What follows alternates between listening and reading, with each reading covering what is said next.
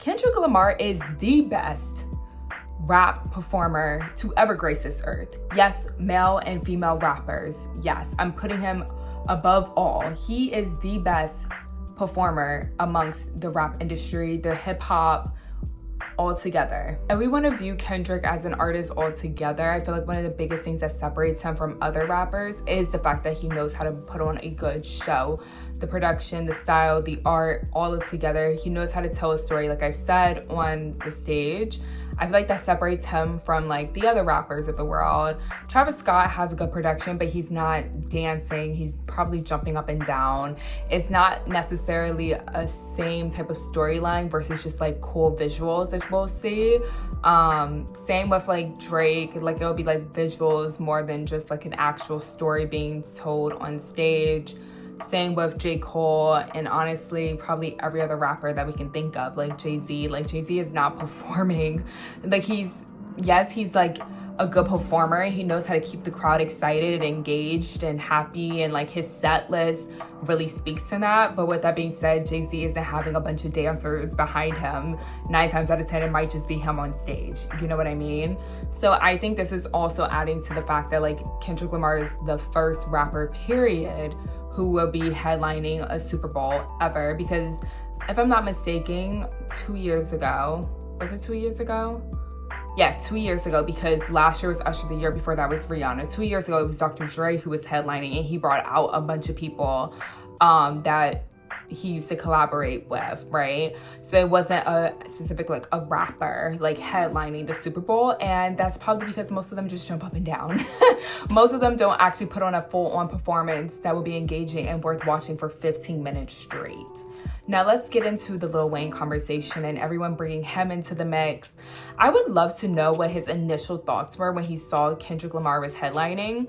I always think about this with celebrities, like, do they wait until they see like public's perception on certain things? Like I wonder if Lil Wayne, when he saw that Kendrick was headlining, did he actually feel snubbed right away? Was his initial reaction, dang, like, why not me? Or did he start saying, why not me, once he saw everybody else was saying, why not him?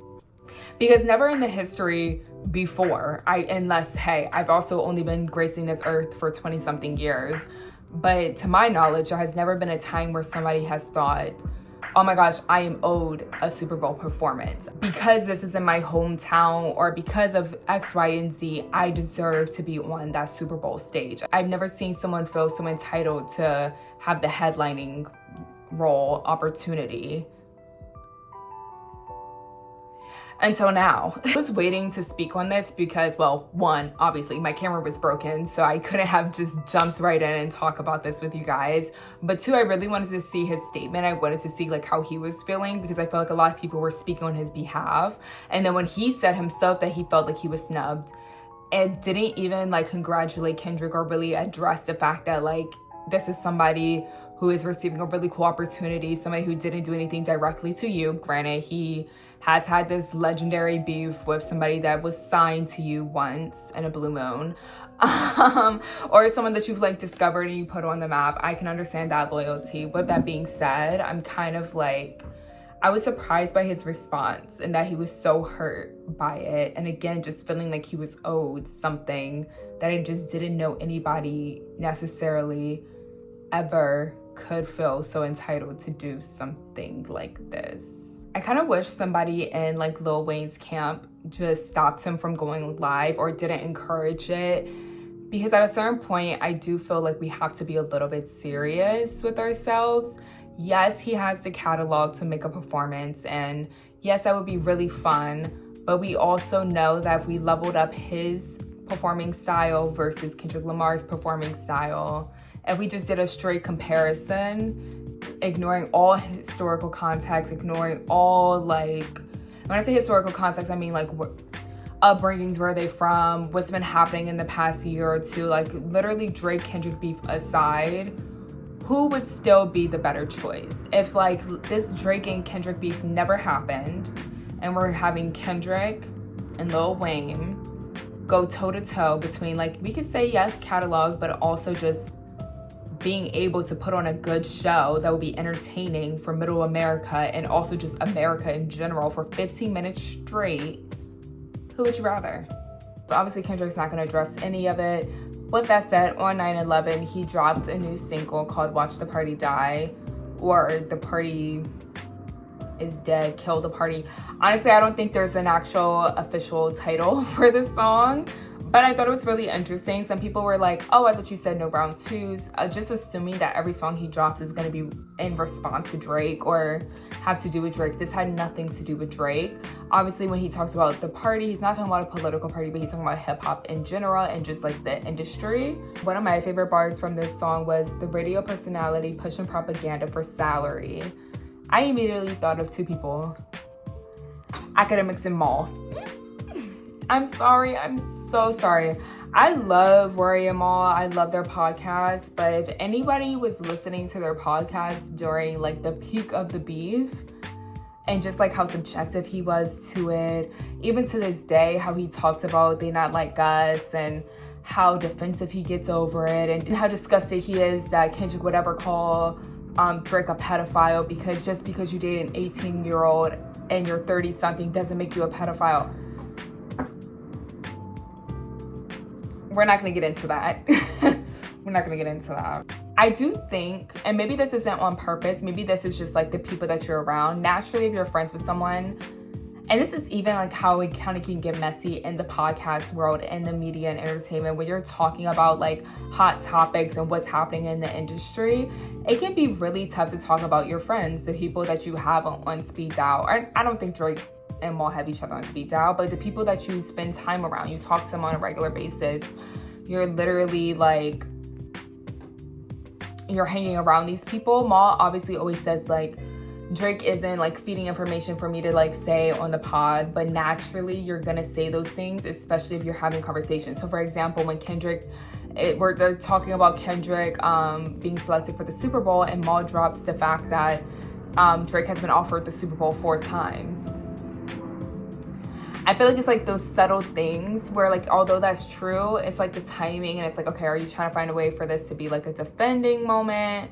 Or even the narrative that Drake doesn't really care that Kendrick was selected for the Super Bowl, and that he doesn't really care about the whole Kendrick and Drake beef. Like that's something that Lil Yachty has also said. Academics, I believe, has even mentioned that.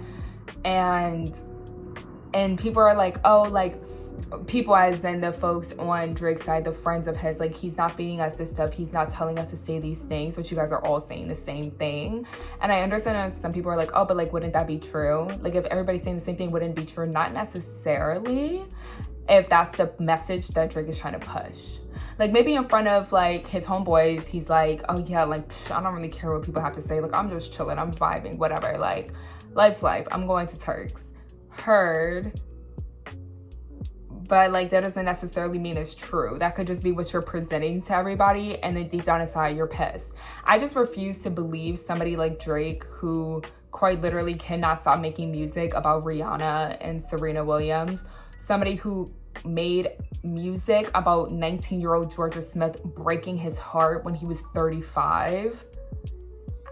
A 19-year-old broke your heart when you were 35 and and you made music about her.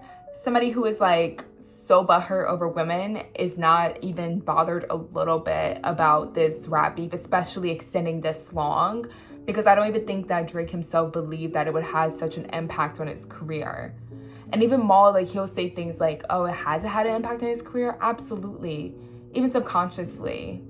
Maybe because of the music that he recently was dropping, like the 100 gig stuff and a few other singles that he dropped, it just didn't get a lot of traction. People aren't talking about it. People were like, oh, like here we go, and they just weren't really listening to it. I don't even think it made top 100. Everyone this entire summer has been singing about a song that tells you you're not for the culture. The song is more than just calling him a pedophile. It's also telling him you are not what the culture wants. And the culture is rapping that, dancing to it. DJs are making remixes to it. And it's charting, and it's been on the charts since it dropped. You're telling me that doesn't even make him twitch a little bit?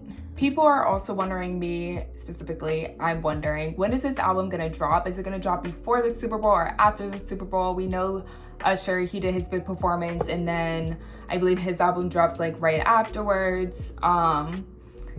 I'm hoping before, and I wonder if it'll be enough time for people to like know the music before the performance happens, because we saw like how people were literally rapping along all of those diss songs before the Amazon performance. I think that would be really cool. I'm also wondering what this album is gonna look like. I hope it doesn't include Not Like Us, because then I feel like people are gonna just naturally discredit the numbers. Like, we already know this album is gonna get a ton of traction, a ton of listens, a ton of streams. We know it's gonna chart. We know that, point blank period. I believe the song that he just dropped last week already has like 30 million views on Instagram. The last time I checked was 30 million. That's insane. People are gonna be tuned in, and some people are gonna be like, oh, like people are just tuned in to see if he's gonna mention Drake. Again, they always wanna just discredit his work and act like he's not who he freaking is. I hope, therefore, he does not include the Not Like Us, because we already know that some artists still put like their biggest single out that they might have created like a year ago on that album, because they know that album will increase in numbers and streams, but really it's just people listening to that one hot single. Hopefully he doesn't do something like that. I want there to be not a single opportunity for anyone to tie Drake to how this album is gonna chart. I just want people to give Kendrick his flowers that he deserves, and for people to stop forgetting what kind of rapper he is and how successful he is. The man has 17 Grammys. And I know Grammys aren't everything, but they are something. It is something to be said for the awards that he has won. It is something to be said for how many number ones he's had, or like how well his albums have performed. It's something to be said about that. And again, for some whatever reason, because there's so many Drake fans, everyone wants to now discredit him and act like he's not who he is.